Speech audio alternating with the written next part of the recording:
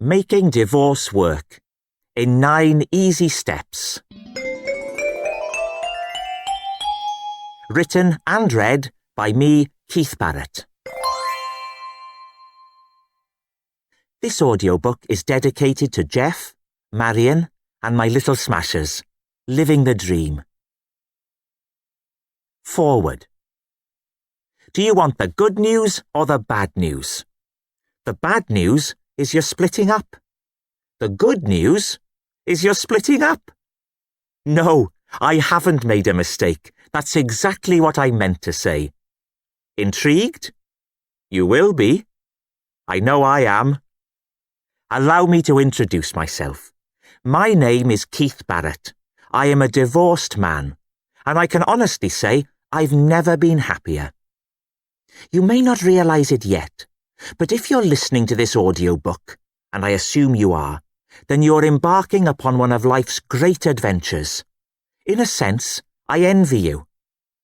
I've called this audiobook Making Divorce Work, but you needn't feel left out if you never actually married and all you've done is simply split up with the love of your life, common-law spouse, live-in lover, partner, significant other, or soulmate.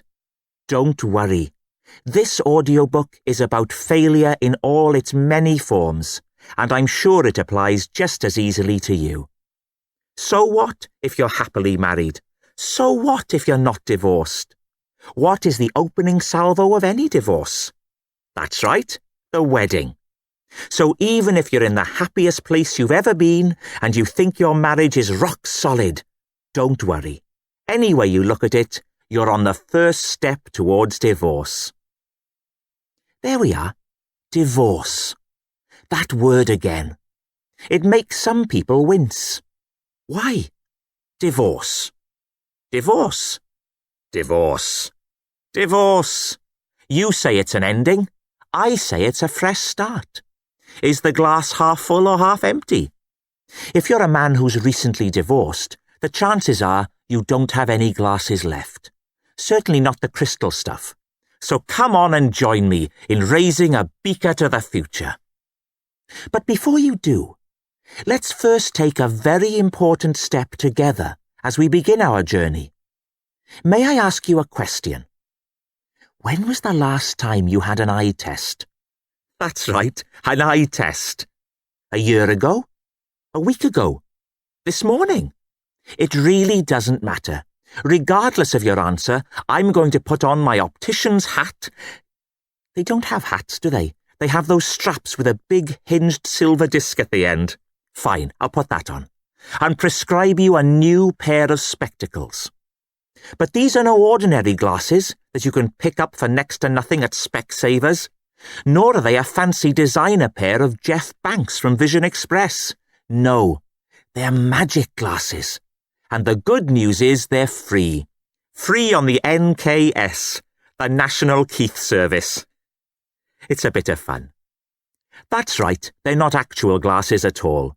They're just a way of looking at the world, at life as it goes on around us. A device for getting across my philosophy. I did consider using the more modern and on-message metaphor of contact lenses, but decided against it, as of course with contact lenses, you have to take them out at the end of the day and soak them in the bathroom for no less than 4 hours. I know that you have to take off your glasses also, but the difference is that you can leave your glasses close at hand on the bedside table as you sleep, safe in the knowledge that they're nearby should you need to look at something in the dark. So glasses it is then. But what sort of glasses do I mean? Not rose-tinted ones, that's for sure. I'm a realist, living in the real world. So my glasses need to be real too. So no rose tinting. No, what they are is rose-scented. So while you see clearly, you're getting the real genuine picture, you're also smelling a lovely scent of roses, just like an upmarket toilet freshener hanging under your nose. I'll be handing you these glasses throughout the book when I want you to see something in a different way. Let's put them on.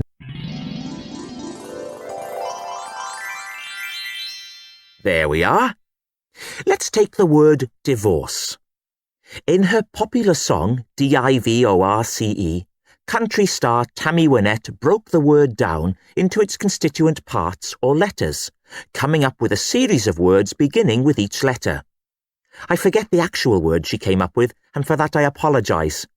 I had the song on a CD, The Golden Rhinestone Ladies of Contemporary and Classic Country, but so far have failed to lay my hands on it. Rest assured, though, that they, the words, were all rather downbeat and sad and morose.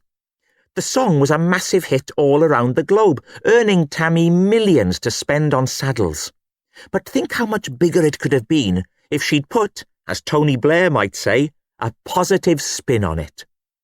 If only she'd popped into my optician's for a checkup, I could have kitted her out with some special, leather-trimmed, country and western-style glasses. Tammy missed a great opportunity to show the world the positive, uplifting, life-affirming side of divorce. But don't worry, I've done it for her. It's over to Sir Jimmy Savile and Pete Tong in the Top of the Pops studio. Now then, how's about that then, guys and gals? Oh, setting a new record with 25 weeks at number 1, it's Keith Barret and DIVORCE. Great. That's Pete. D. Dining out. Table for 1? Certainly, sir. Watch the bill at the end of the meal shrink before your eyes. Delia had the right idea when she said 1 is fun. I'd go a step further. 1 is a lot of fun. I. IKEA. Stroll around this Swiss furniture wonderland at your own pace. 10:30 on a Monday morning, the place is very quiet.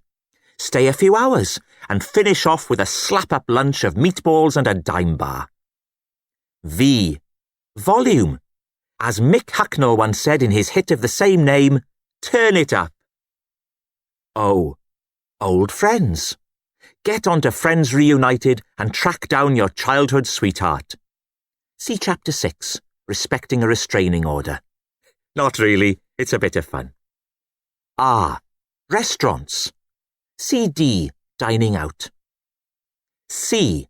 Christmas. You can do what you want to do, so long as it doesn't include the children. E. Easter. See Christmas. Good? Of course it is.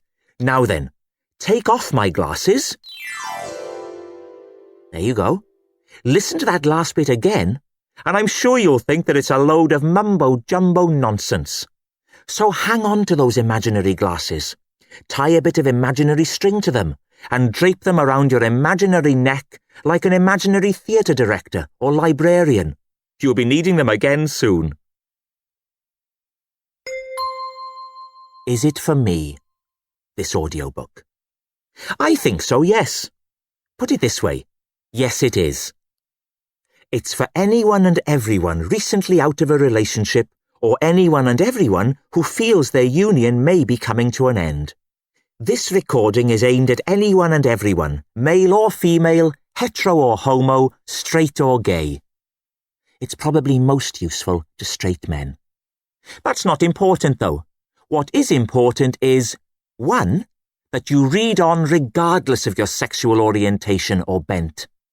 2, remember that you are not alone. What I mean by that is, you are alone, you're very alone, but you're not the only one going through it. What does it take to make a divorce work?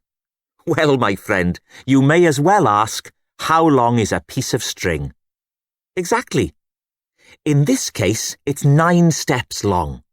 How long is a step? Well, in this case, it's about 20 pages. So in this case, a piece of string is approximately 200 pages long, including the foreword. I've broken the whole process of making a divorce work down into 9 easy steps, or 1 long piece of string.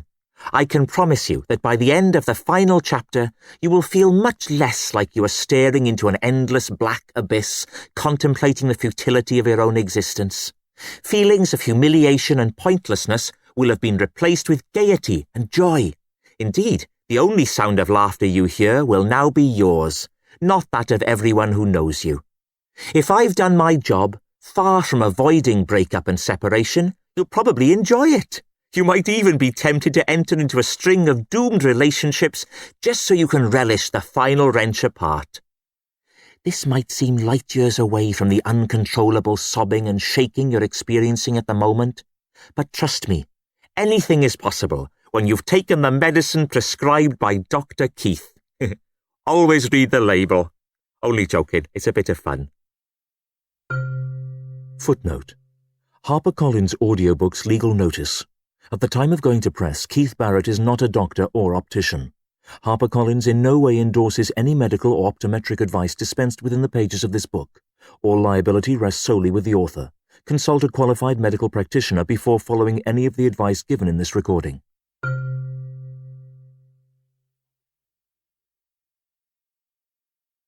Introduction.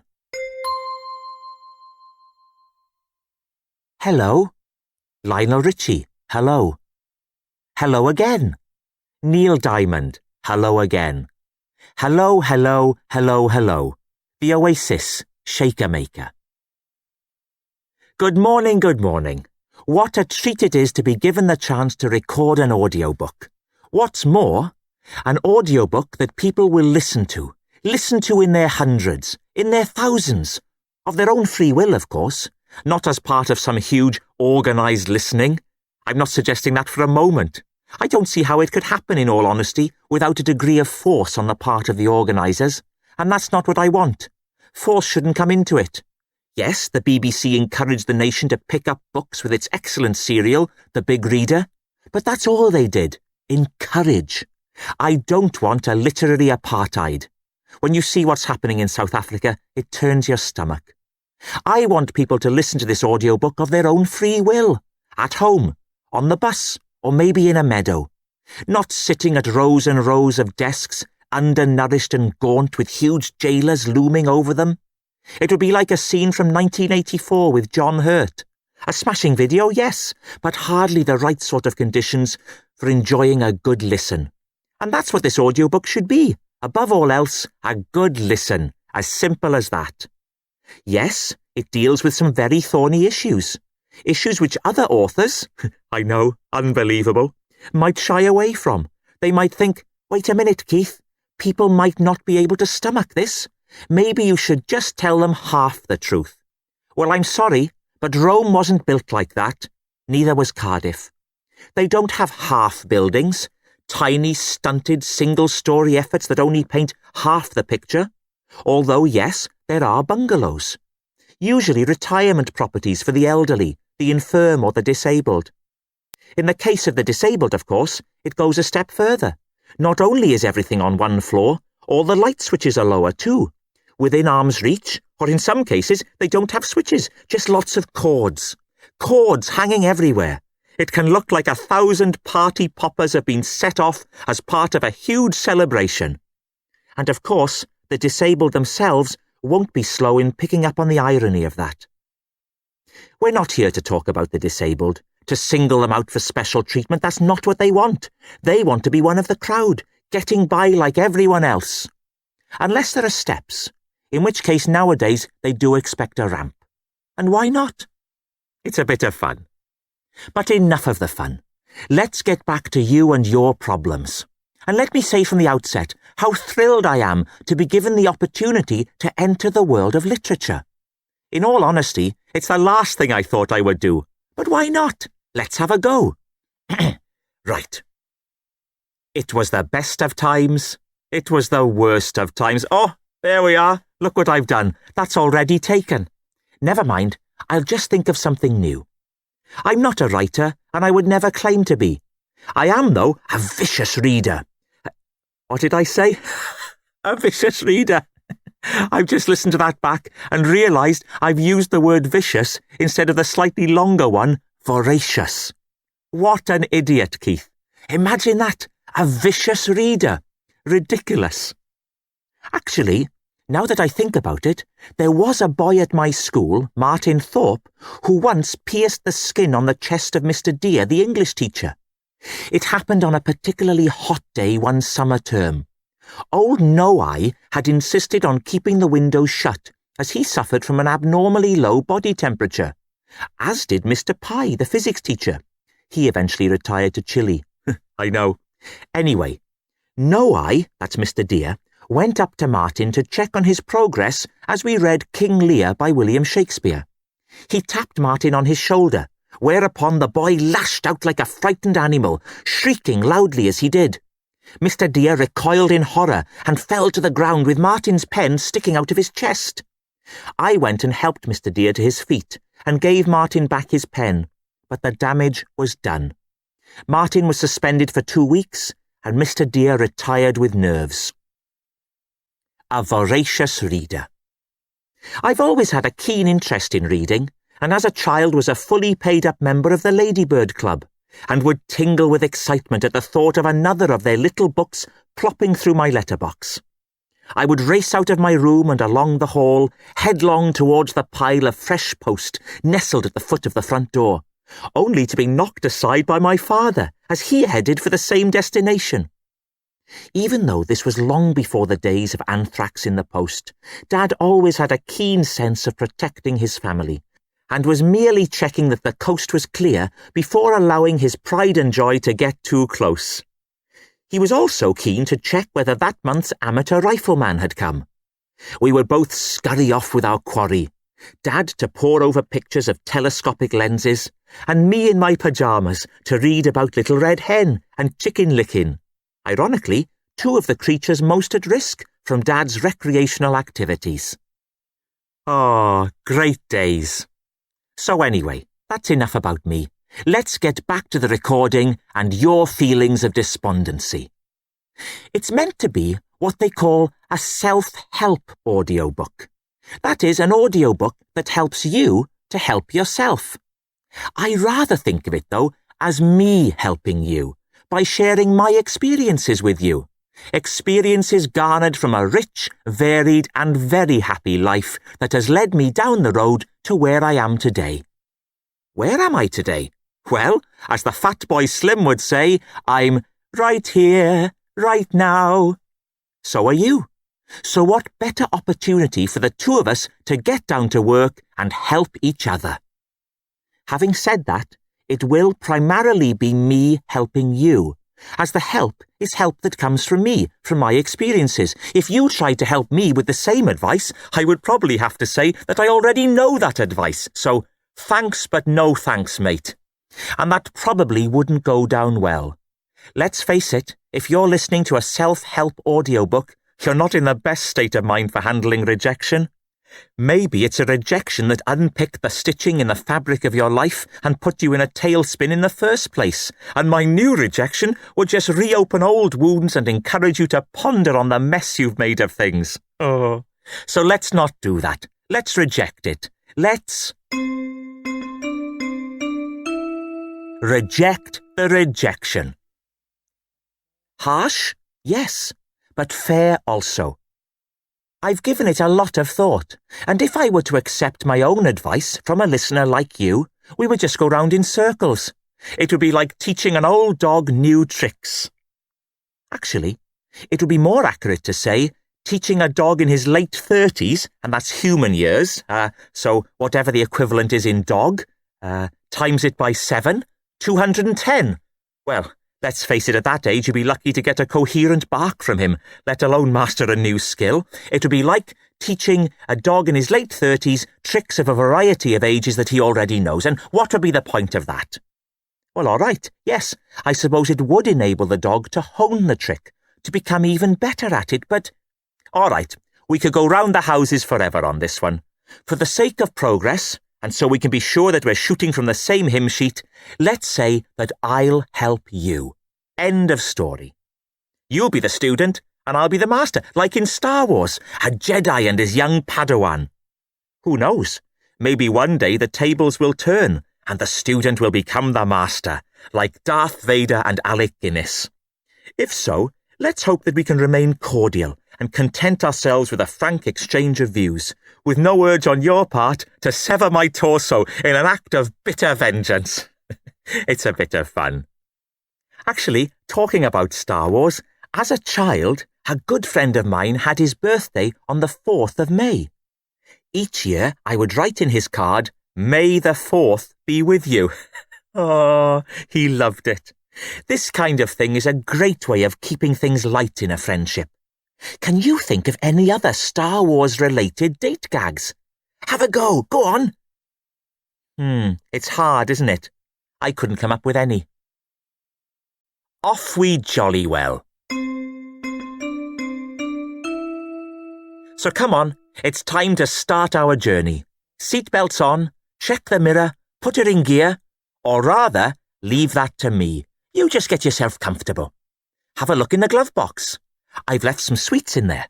They're the classic travel sweets in a round tin, lying like broken pieces of Stonehenge in a snowy sherbet field. I like these sweets, and I always choose them over a more sticky chocolate type affair, in particular because I love the sherbet. I always put a bit of sherbet on my finger and I dab it around my nose so that when I glance in the mirror, I look like Al Pacino as the cocaine-addled crime lord Michael Corleone in Scarface. Hoo-ha! It's a bit of fun. It makes you feel part of the in-crowd. I'm not advocating drug use. Of course I'm not. I must stress it's not real cocaine. It's the sherbet at the bottom of a tin of travel sweets. It's not addictive. If anything, I would urge drug addicts to consider it as an alternative to riding the dragon. As for those who are toying with the idea of drugs, what I call teetering, I put forward the sweets as a halfway house, a compromise, particularly for teenagers. If you are a teenager, I urge you to choose the sweets, while at the same time asking what could possibly have gone wrong with your life at such a young age to make you resort to a self-help audiobook like this. Whatever. This recording is open to all comers, academics and idiots, old codgers and young bucks, sober judges and teenage binge drinkers. All are welcome. Come on, let's take the first steps together on our wonderful journey, our fantastic voyage, our magical mystery tour to a place where we will all be making divorce work.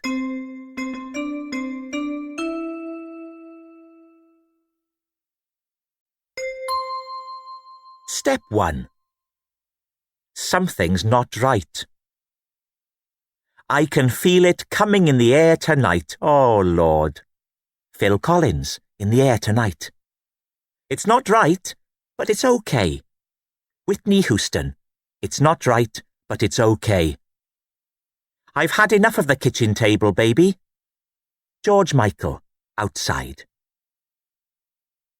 Picture the scene in your head. Your relationship is ticking over nicely. You're the happiest man in the world. You work hard every day and come home every night to a loving, cosy home. You think to yourself, Keith, it doesn't get better than this. But in the back of your mind, does everything seem too perfect? Do you sense something almost imperceptible changing in your loved one? Something so otherworldly that it's almost ethereal, but nonetheless it's there. Something so subtle that only you would notice it. No? Neither did I. When it came like a bolt out of the blue. On reflection, I wouldn't have had it any other way. Quick and painless. Actually, in my experience, it was quick and painful. But there we are. Pop your glasses on and let's listen to that sentence again.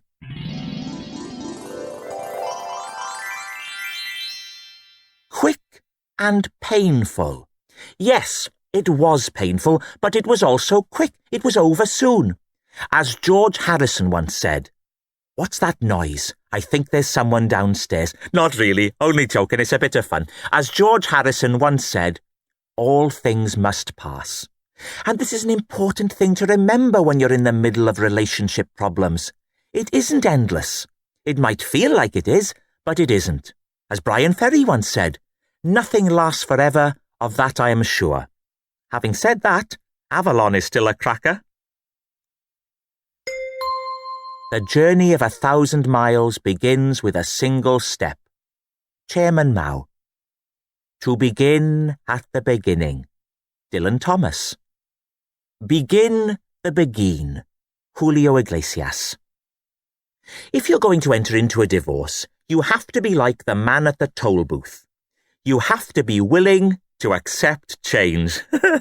That's right, it's a joke, a simple joke, and indicative of the sort of humour I'll be peppering throughout this recording to alleviate the pain and sorrow and heartbreak.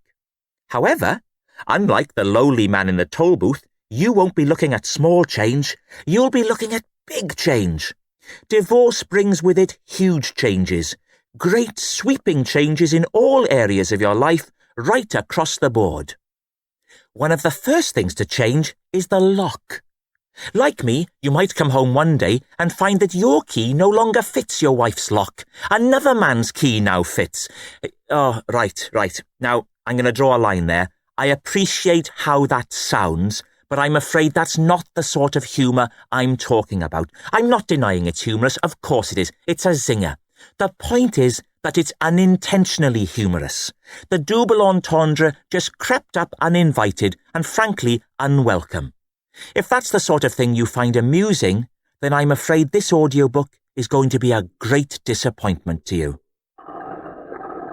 That's my stomach that you can hear rumbling there as we make this recording, and that's indicative of the fact that I haven't yet availed myself of the biscuits that HarperCollins have made available. Here we are. That's a lovely chocolate chip, and that's going to help me as we go through the morning. Although in all honesty, it's making it very difficult now to read. Bear with me for a moment.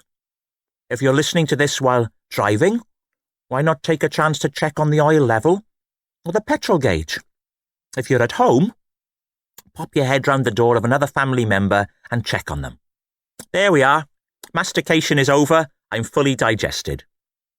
I was just saying that if you're expecting bawdy humour, this recording could be a great disappointment to you. In all honesty, it could be a great disappointment on many other levels too. I just don't know.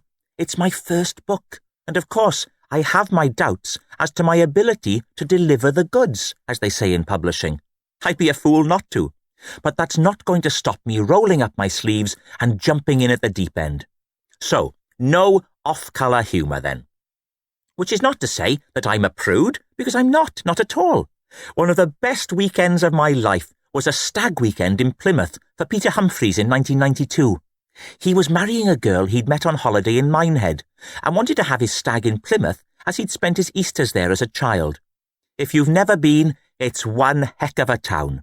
And while there, we all went to see Jim Davidson's production of Cinderella. That's right, with an S, Cinderella. It was quite near the knuckle, but I enjoyed it, I really did. Jim was on top form, his usual cheeky self, and I have to say that the sound and lighting was some of the best I've ever seen and heard in a theatre, and that includes We Will Rock You. Yes, it was that good. Footnote. I should point out that I'm not what you'd call a theatre goer. What do you mean by that, Keith? What do you mean when you say you're not a theatre goer? All right, I mean I don't go to the theatre. I'm not a culture vulture, and I would never claim to be one. Apart from Cinderella, one of the last things I saw at the theatre was a wonderful production of Babes in the Wood, the pantomime, in Cardiff. I took my two little smashers, Rhys and Alan, along, and we had a whale of a time. The show starred Leslie Grantham and Vicky Michelle, a top-notch cast, and this was in the days before Leslie's internet pornography shame, when the only shadow on his character was the business with the taxi driver. I always remember the show because I was wearing a ski jacket of all things. I know, I'm not a skier, I would never say that I was, but I'd bought this one second-hand in a Sue Ryder shop. It was what I call a puffer. Very vivid purple, there was a tear on one arm, just below a sewn-on fabric patch that read Val Morel 95. I was never sure whether it had come from a skier who was disillusioned with skiing after an accident, hence the tear, or whether he was just fashion-conscious and deemed it to be a bit last year. I never got to the bottom of it, and to this day I'm none the wiser. Anyway, the point is, I forgot to take the jacket off before the show started, and was very hot indeed, as basically I was dressed for alpine conditions. We were sitting in the gods, the highest part of the theatre, and I was sweating cobs. I wish you could have seen it. It was unbelievable.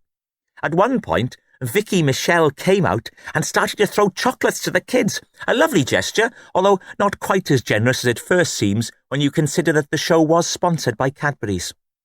Reese and Alan were egging me on to try and catch some confectionery, so I stood up to get a better chance when I was hit in the eye by an animal bar. It was quite painful and gave me what doctors call temporary blindness.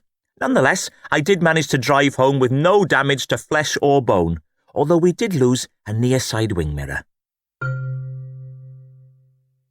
Anyway, back to Cinderella. The point is, I went and I enjoyed it, so I'm not a prude. However, I don't think that an audiobook like this is the right platform for saucy humour. So if that's what you're looking for, I'm afraid it's time to hunt out your receipt. Alternatively, if you haven't yet made your purchase and you're just browsing, then please put down the recording and step away from the display. I'm assuming that you've picked up the recording from a standalone display. That's what HarperCollins have promised, and I've no reason to doubt them. As for Peter and Joe, it's bad news, I'm afraid. They're not together anymore. She went to see a hypnotist to give up smoking and, well, I'm sure you can guess the rest. That's right, they broke up. Very sad, and it's happening more and more. The figures on marriage breakup and divorce make for depressing reading. Let's dwell on them for a while. In 2003, there were 143,818 divorces. That's right, 143,818. Terrible. That's up 1.79% on the previous year. Awful. But it's not all bad news. In the same year, there were 249,227 marriages. So, more marriages than divorces. Hurrah! But wait. That was 7% down on the previous year. What do those figures tell us? Well, they tell us that the figures are all over the place, like a seesaw, up and down, round and around. Actually, they've banned those seesaws, haven't they, the ones that go round and around? Too many accidents in playgrounds, little smashers falling over and cracking their heads on the concrete flooring, because, of course, these were the dark days before wood chippings, which I think are a godsend, although, I will say, they can disguise the dog dirt, and that can lead to all sorts of things, gastric complications, and in some cases, blindness. It's a minefield. One thing is clear, though. Any way you slice it, couples are not staying together. Why? Well, there can be many reasons for the breakup of a marriage. Infidelity, unfaithfulness, betrayal. These can all play a part. I have death. One reason is the death of a partner. If this has happened to you, I urge you not to look on it as a failed marriage. Don't get me wrong, there has been failure. Statistically speaking, the heart or liver are likely culprits. All the other suspects are there, of course, the big diseases, and poisoning, I have found, has been making a return to the spotlight. Stroke is another cause. I always have a problem with stroke, as it's such a nice word. It's like saying, "How's Tim? Oh, haven't you heard? It's awful. He's had a cuddle." So death is playing its part in breaking up relationships, in particular, a certain kind of death. The kind of death that isn't a surprise to the person who dies. What am I talking about? That's right, I'm talking about suicide. The figures are very depressing. Let's have a look at them. These are the suicide figures since 1990. And the biggest increase is in Scotland. There's been a 17% increase in suicide there. Next is Northern Ireland with a 10% increase. Then the Republic of Ireland with an 8% increase. England has a 6% decrease, and Wales has a 7% decrease. A startling set of figures showing the trends and fashions in suicide since 1990. It's bad news for our friends north of the border in Scotland, where they're leading the field in taking their own lives. Why? It's difficult to say. I suppose there are many factors to be taken into consideration: the cold weather, poor public transport, etc. At the end of the day, the cause isn't as important as the effect, and the effect here is quite startling. The Scots are topping themselves with gusto. There's a noose loose about this hoose. It's a bit of fun. We wish them well. Next on the list, our friends in Northern Ireland. This is no surprise, really, when you think of the accent. Hi, no. I don't mean to be rude, but that awful droning sound going on and on is just terrible. We only hear it when they talk to us, but for them, it's like that all the time, even when they're just thinking. Oh, appalling. No wonder they're reaching for the paracetamol. Then, the Irish themselves, not as bad as their neighbours, and again, I put this down to the accent, a far more melodic sound than the Northerners, quite cheery and reminiscent of happy days with leprechauns and the like. You could almost imagine an unemployed Irishman at the end of his tether thinking, shall I top myself? Oh, begorra no. I'll have a pint of Guinness. Top of the morning to me. Oh. And the winner is... From top of the morning to top of the pile, and the least likely people in Britain to kill themselves are... Drum roll, please. The Welsh. I know. Unbelievable. Well done, us. I'm sure there are many reasons for this, but no matter how hard I rack my brain, I can't think of one. I expected us to be near the top, or the bottom, depending on how you look at it, what with our reputation for gloominess and all the rain that we have to put up with. But no, if anything, we're like a principality of rugby-playing Gene Kellys, singing in the rain and smiling through the clouds. Actually, this business of the Welsh not wanting to kill themselves is a wonderful example of prejudice and overcoming it. I'm sure you would have put money on us Welsh being the most likely to do something silly, simply because of prejudice. A prejudice that could have been based on nothing more than a tiny, inconsequential incident that occurred many, many years ago. Maybe you once sat next to a very loud Welsh person on a long, arduous train journey. Perhaps you had a very wet weekend camping just outside Tenby. Or maybe you're a pop fan and still furious at Welsh music sensation Shakin' Stevens for knocking Brian Ferry's Jealous Guy off the #1 spot in 1981 with This Old House.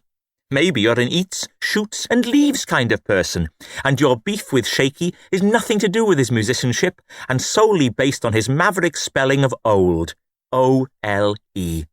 Whatever the reason, you're prejudiced, and that prejudice is stopping you from seeing the full, clear picture. Another thing, my father had a wonderful phrase that he liked to use. Never judge a book by its cover. It's a zinger, isn't it? Do you know what I mean when I say that? Basically, it's saying that appearances can be deceptive. Things aren't always what they seem. And it's a lovely little motto to turn to, although if I was being picky, I would have to say that the cover is probably the best way to judge a book.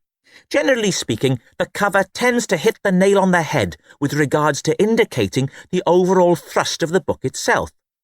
Coastal Walks in Pembrokeshire, for example, is almost definitely a guide to the many lovely walks that are available along the Pembrokeshire coast in South Wales, a super stretch of land with an abundant display of wildlife, particularly birds, and not, I would wager, the story of one man's struggle against apartheid in South Africa. That sort of book would probably be called My Struggle. Oppression, or, and this is a good one, grey, meaning the colour you get if you melt black and white together, which I would imagine would be the general message of this sort of book. Unless the author was a hardline militant, hell-bent on revenge, in which case it might be Bloody Hands, Boiling Point, or Die Whitey Die. Altogether more hard-hitting titles, again giving a fairly good indication of what's inside, and proof positive that you can judge a book by its cover. But not always. I've compiled 2 lists to show you that you have to always be on your guard when it comes to books and covers. Books that you can judge by their cover. The Eyewitness Travel Guide to California. The Radio Times Guide to Films, 2004. Dylan Thomas, The Complete Poems. Bruce, the autobiography of Bruce Forsyth. A small selection of books whose titles all give full, honest accounts of the material contained within them. Please note this is just a random selection and not a recommendation. However, I have to say that if you were looking for a good, solid, reliable, coffee table-sized reference book on modern cinema and film, you'd have to go a long way to better the Radio Times Guide to Films 2004. Now, just to show the other side of the coin, Books that you can't judge by their cover. Julia Phillips' You'll Never Eat Lunch in This Town Again. Not an indispensable guide to bad restaurants and cafes, but in fact a fascinating tale of power and excess in Hollywood during the 1970s. Martin Amis' Yellow Dog. I haven't read it, but I'm pretty sure it has nothing to do with Labradors. The Grapes of Wrath. Actually about poor people. A Clockwork Orange. A very nasty book. So, Dad was right and wrong at the same time. Let's be clear about something, though. I'm not saying that my dad was wrong. I would never say that. I think what his clever little phrase meant was basically, look twice. Don't be so sure. They seemed so happy. Let me ask you another question, if I may. How often have you heard a friend or relative say, "Guess who's splitting up?" And then, when he or she tells you who it is, it comes as a complete shock. That's right, lots of times we all have. Why is it such a shock? Because it's a surprise. These days, with divorce rates soaring, it's almost impossible to predict which couples will stay together and which ones will split up. Or is it? Try this little quiz to see how good you are at spotting who will stay together till death do us part. If I were to tell you that I had devised a method that could predict the success of a marriage based purely on a detailed analysis of photographs taken on the wedding day, would you be interested? I thought so. Then listen on. Take 3 photographs of 3 couples on their wedding days. All seemingly happy pictures of young, healthy men and women on the most important day of their lives.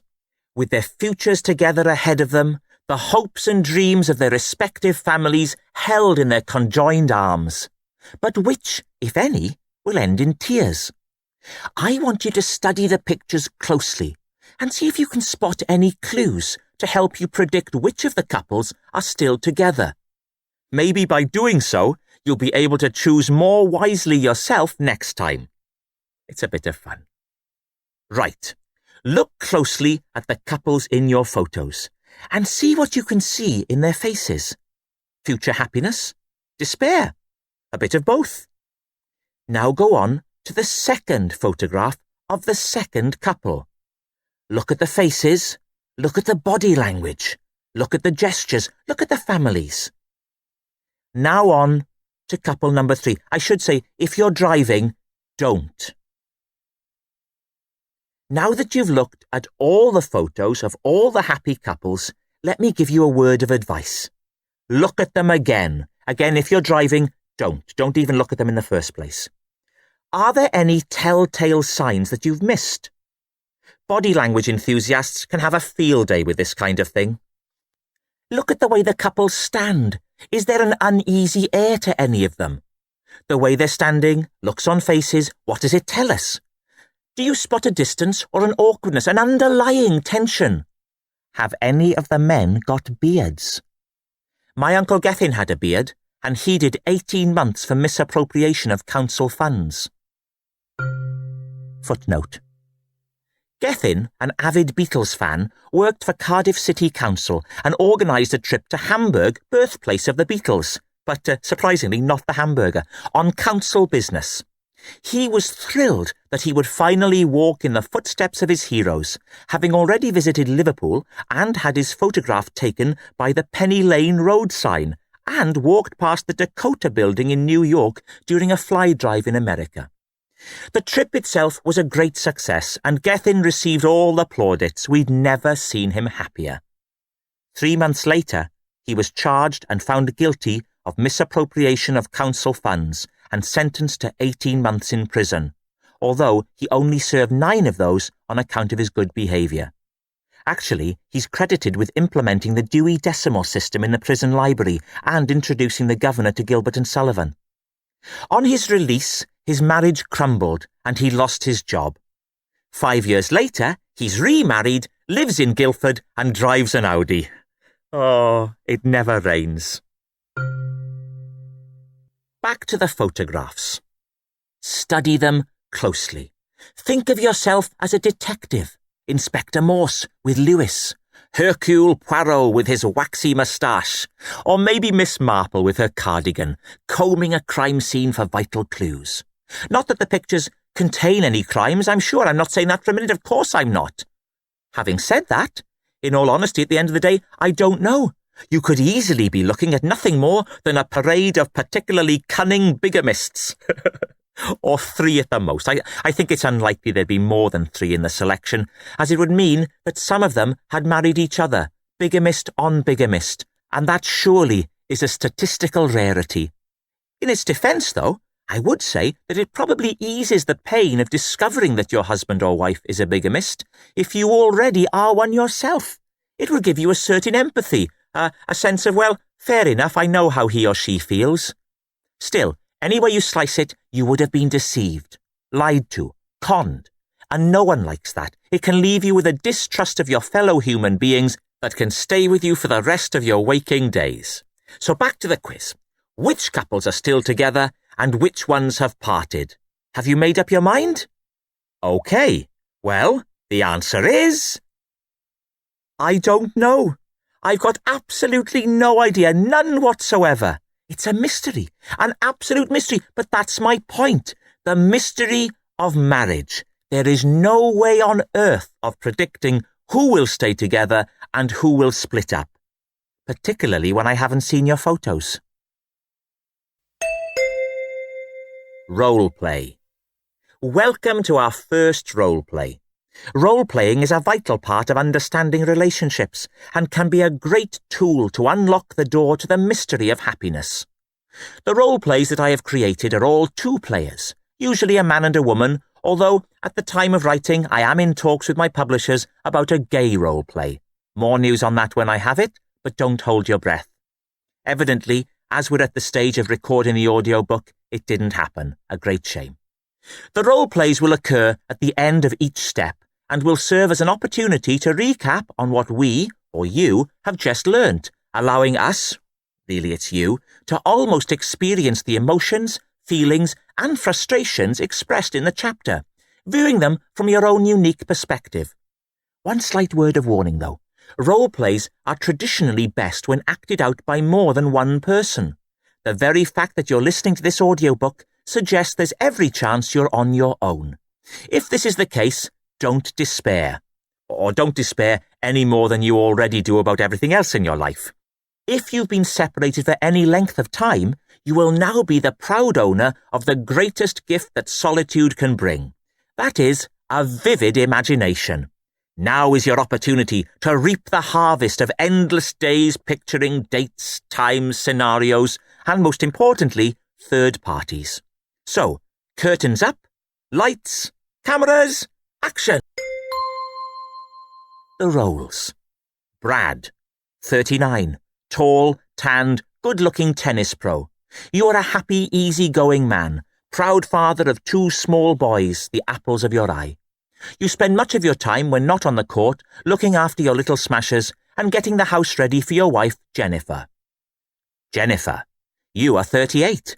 An attractive, busty woman who can be misunderstood as being somewhat sharp-tempered but are, in fact, deep down, a warm, caring, lovely individual. The scenario. Home. Jennifer has been coming home later and later every night for the last month. She smells of cigarettes and alcohol and is secretive about the text messages she receives in the early hours of the morning. You are woken, Brad, by the sound of her falling into the bedroom at 3 a.m. This roleplay shows the moment when both players realise that something isn't right. Note: the role-playing is multiple choice.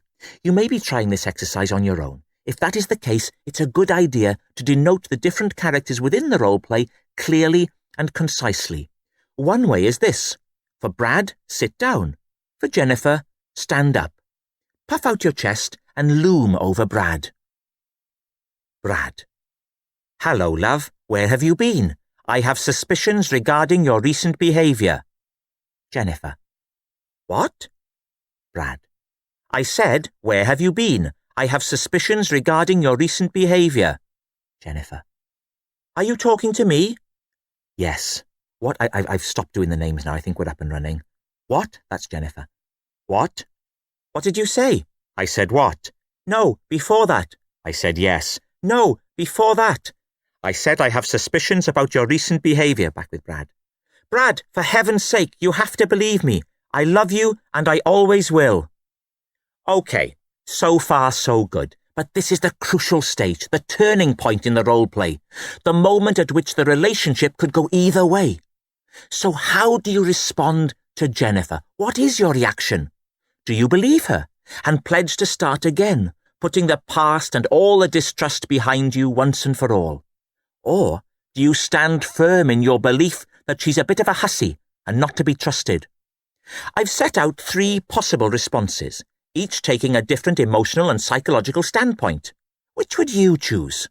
Would you say, A, what the hell are you talking about? I can't believe you. I won't believe you, and I don't believe you.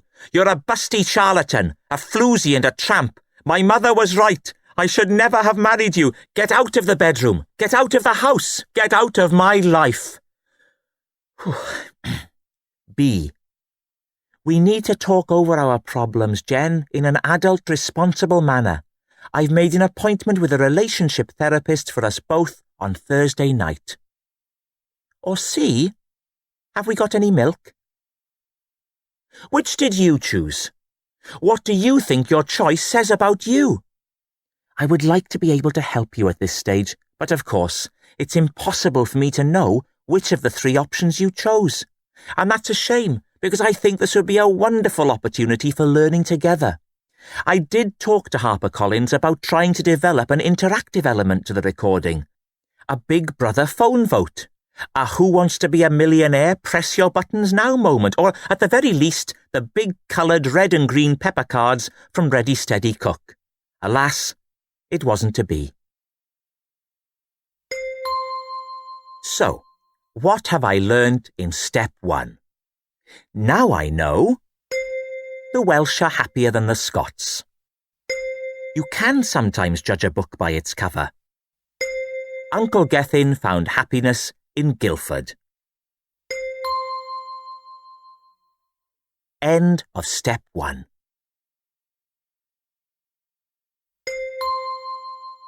Step 2. It's a family affair. We are family.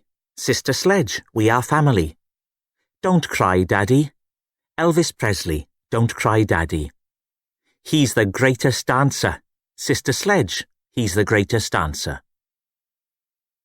Divorce has never been so popular.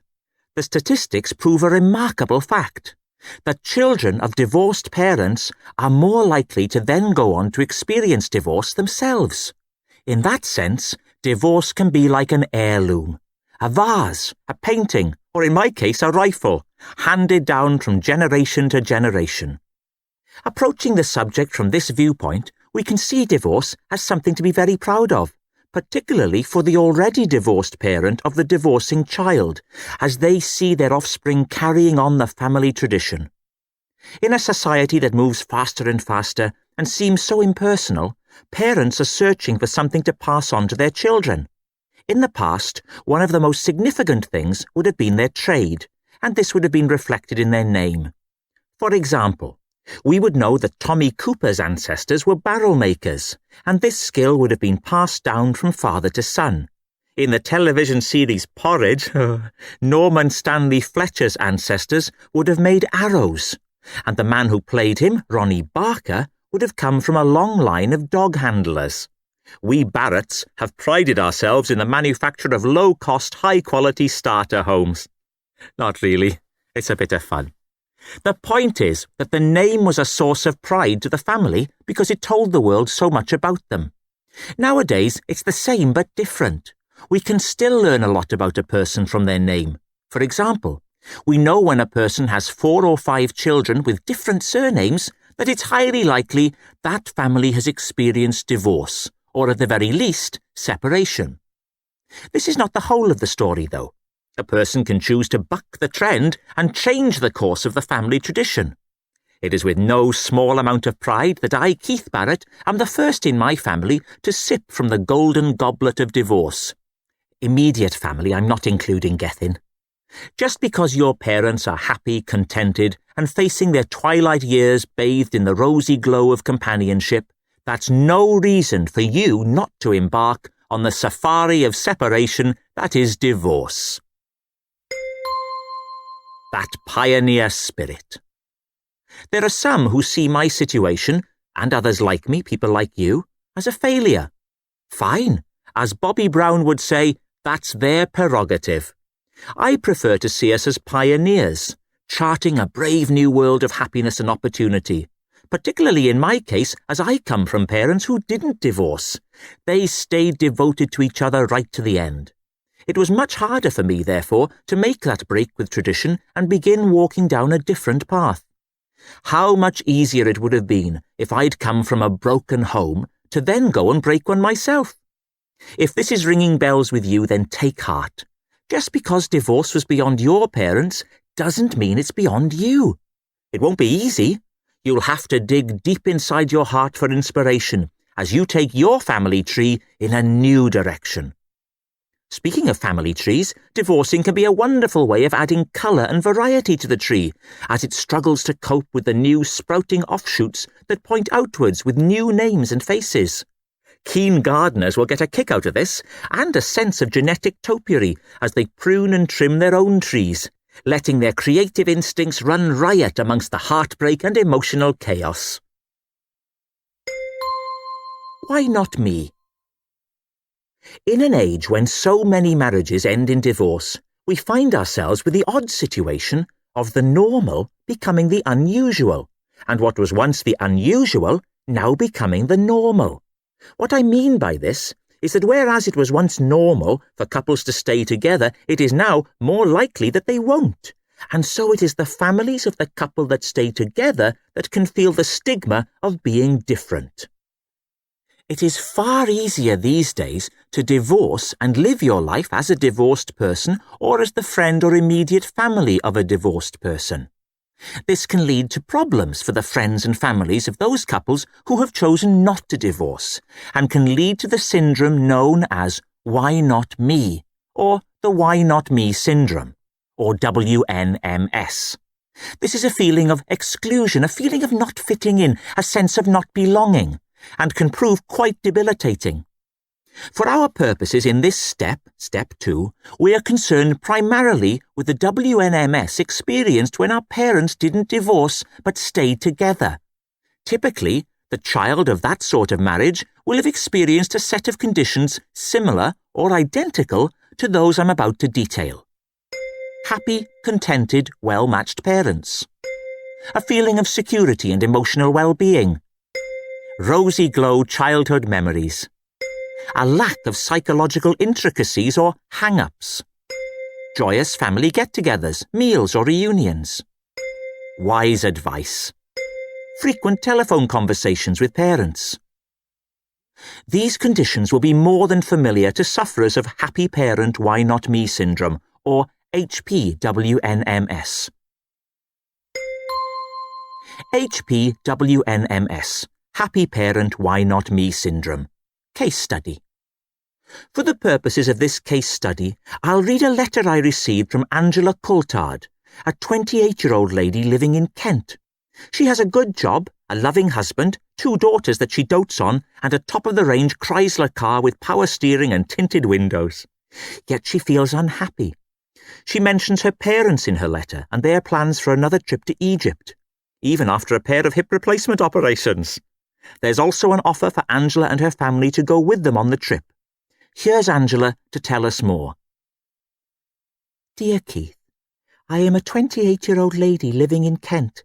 I have a good job, a loving husband, 2 beautiful daughters on whom I dote, and a Chrysler Grand Voyager with power steering and tinted windows. On the surface I seem to have everything. So why am I so unhappy? It's not as if I come from a broken home. My parents recently celebrated 40 happy years together, and even after joint hip replacement operations are currently planning their second trip to Egypt. They've even offered to take us along. Why am I not happy? Please help. Yours, Angela Coulthard. This letter is typical of many that I've received and highlights an alarming case of happy parent why not me syndrome. Angela, if you're listening to this, I didn't reply, please don't despair. I'm about to show you that you're not alone and that there are steps you can take to escape this jungle of contentment. She points out that she doesn't come from a broken home. That's okay. It doesn't matter. I myself am not the product of a broken home. But that didn't stop me from producing one. It's all part of HPWNMS. Here's some background. Sufferers of HPWNMS find themselves increasingly marginalised in today's society. While all around they see images of parental discord, in the newspapers, on the radio, on the soap operas, families split up and torn asunder, tears, anger and recrimination, vows broken, promises forgotten, irons thrown. At home, they see nothing of the sort. It is said that people watch the soaps for many reasons, not least to see themselves reflected on the screen, to see their lives writ large. In the old days, this was possible. Think of the idyllic family setup portrayed in the Waltons, Little House on the Prairie, even upstairs, downstairs, with its now outdated, class-ridden, hierarchical household. Nevertheless, it showed people basically getting on, up to a point. This gave the unhappy in society something to aspire to, and the happy something to identify with. Nowadays, the television is a constant source of conflict, from Albert Square to the Rover's Return. Even genuinely groundbreaking television programmes like Changing Rooms often end in a furious bust-up. It's easy to see how the happy child of happy parents can begin to experience feelings of alienation and unease, made all the worse by the fact that these feelings are occurring while the person is happy, therefore adding confusion to the list of problems. So what can be done for these people? Some would say that they should see their situation for what it is, something to be proud of. I say differently. Once again, I'm going to step outside the envelope. I'm going to come at it from a different angle. It's time to put your glasses on.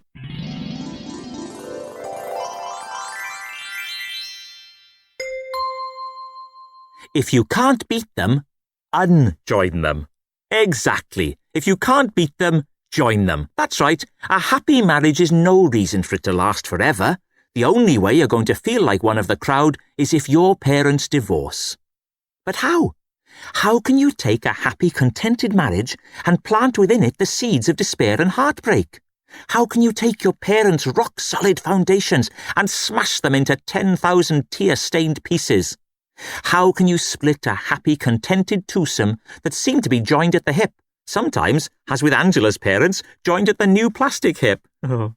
How do you take their old-fashioned antisocial togetherness and turn it into contemporary displaced alienation and discord? It's easy if you know how, and I'm about to tell you. I won't rest until your parents are parted and fitting in with society, until their circle of friends has been split down the middle, until family members have been divided, and until Dad is living in a bedsit. The first thing to realise is that there is no universal adapter, one-size-cure-all. When trying to destroy a happy marriage, the technique must be tailored exclusively to the couple in question. Ignore this advice at your peril. A friend of mine, Iestyn Jones from Cardiff, once tried to break up his parents' blissfully happy marriage for the very reasons outlined earlier. He considered himself to be suffering from HPWNMS, happy parent why not me syndrome, and set about formalising a plan of attack. On the surface, his plan appears to be a surefire winner. Iestyn's plan. Introduce his father to Mary Collins, local florist and choir member. Engineer moments when the two can be alone. Encourage consumption of alcohol at florists to loosen up the pair. Confirm the beginning of an intimate relationship. Establish a pattern of liaisons, noting time, location, etc. Drive mother to location and allow her to stumble onto the scene. Now, at first glance, this plan appears foolproof. It has a fiendish, almost criminal mastermind quality to it, and would not seem out of place in a fast-moving Matt Damon film like The Bourne Identity, or Supremacy. However, this plan was to prove about as wrong can be, and validates my theory that any plan must be tailored exclusively to the couple in question. Iestyn thought that by introducing a scarlet woman into the equation, he would undermine the foundations of his parents' marriage and bring inescapable feelings of jealousy and distrust between his mum and dad. What he didn't realise was that the very thing he thought would destroy his parents' marriage was actually the one ingredient that had been missing: a more exotic sex life. On stumbling into the back room of the florists that fateful Tuesday afternoon in May, Glenda, Iestyn's mum, opened up a whole new and exciting chapter in an otherwise fading marriage. Only recently I received an email from Iestyn telling me that Mary the florist has now moved in with his parents, and that the three of them have joined a nationwide internet-based swingers network, regularly hosting evenings of fun and games at their modest semi in Chepstow, and organising trips to the theatre. Most recently, Michael Ball singing songs from the shows at the Bristol Hippodrome. Iestyn says his parents have never been closer, and just last month his dad had a pacemaker fitted so that he can keep up with Mary and Glenda. He regrets ever tinkering with his parents' marriage and feels that, if anything, things have got worse. So it just goes to show that what would work a treat for one couple would not work for another. Think on. In the club. Here's a list of names, a simple mid-length list. Listen to the list and then see if you can tell me what they have in common. Angelina Jolie, Billy Zane, Britney Spears, Brooke Shields, Carrie Fisher, Cher, Courtney Love, Drew Barrymore, Elle Macpherson, Elvis Presley, Eminem, George Clooney, Gillian Anderson, Halle Berry, Janet Jackson, Jeff Goldblum, Jennifer Lopez, Jim Carrey, Johnny Depp, Julia Roberts, Kate Winslet, Lenny Kravitz, Madonna, Michael Jackson, Nicole Kidman, Pamela Anderson, Robert Downey Jr., Tom Cruise, Tom Hanks, Uma Thurman, Will Smith. That's the end of the list. So, what do they have in common? Any ideas? Famous? Well, yes, that's true, they are famous, but that's not what I'm looking for. Attractive? Yes. Again, they are, almost all of them, attractive.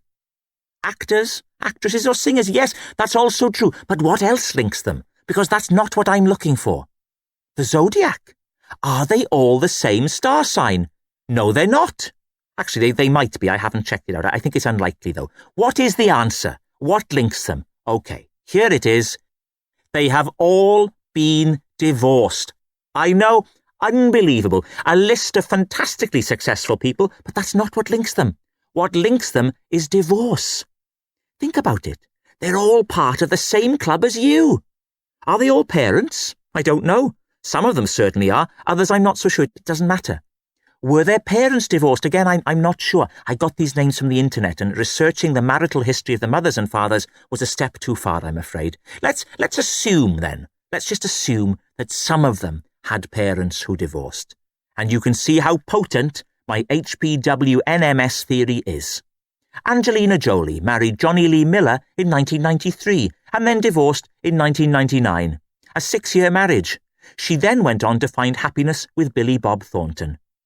Billy Zane, the nasty wig-wearing husband of Kate Winslet, see Kate Winslet, in Titanic, got married to Lisa Collins in 1988 and divorced in 1995. Iceberg! Britney Spears married Jason Allen Alexander in 2004. Not the Jason Alexander that plays George in Seinfeld, a different, presumably younger and hairier one. They were divorced 2 days later. What can have gone wrong? The mind boggles. Brooke Shields married Andre Agassi in 1997, then divorced in 1999. New balls! Carrie Fisher, Princess Leia in Star Wars, married Paul Simon in 1983 and divorced in the same year. Since then, it's been the sound of silence between them. Too many jokes. Actually, I've just realised what I've done. I've inadvertently started detailing all the people on the list and putting a little joke after each one. in all honesty, I don't think I can keep it up. I think I've painted myself into a corner, humour-wise. If it's all the same with you, I'll withdraw gracefully. And that's a shame because there are a few jokes that come to mind for some of them. I could say something about having to share the assets after the divorce. With Jeff Goldblum, I could say, I'd like to have been a fly on the wall at that wedding, because Jeff was in a film called The Fly, of course. Good gags, but not enough for the whole of the list. That's okay. I'm not a comedian. This is not a comedy audiobook. It's a self-help audiobook. Some of you may have come here looking for laughter after seeing one of my TV appearances, when I readily admit I have made jokes in the past. But one swallow does not a summer make. I have a similar problem when people come to see me talk on my nationwide tours, because that's what I do. I talk. It's not a show, it's a talk. And a lot of people who come expecting a show go away bitterly disappointed. Having said that, a lot of the people who come expecting a talk also go away bitterly disappointed. There we are, you can't please everyone. Actually, on one fateful night on the tour in King's Lynn, I think it was fair to say that I couldn't please anyone. A dreadful night that I hope I never see repeated.